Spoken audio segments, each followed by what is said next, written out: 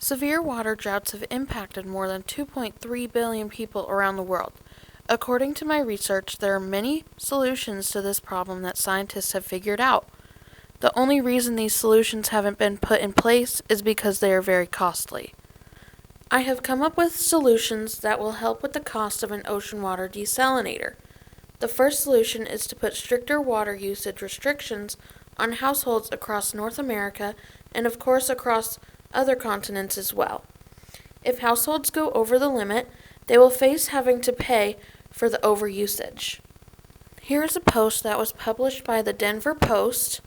This shows that residents in Colorado have had to switch over their lawns from grass to more rocky landscape because grass requires more water and there is a water shortage.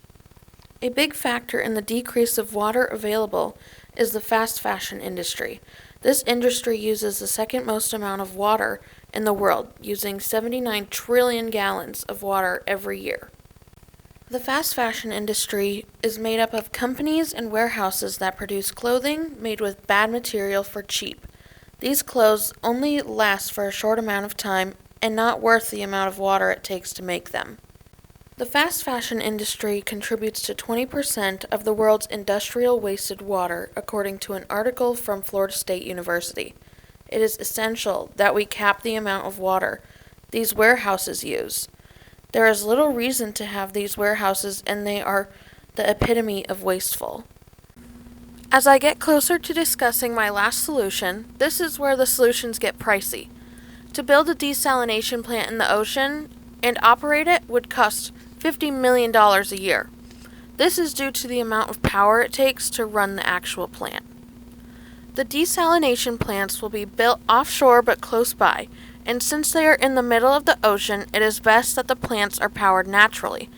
Solar panels are the ideal solution for the cost to operate these plants, making it more affordable. To get the funds needed to operate desalination plants, it is necessary to collect more taxes.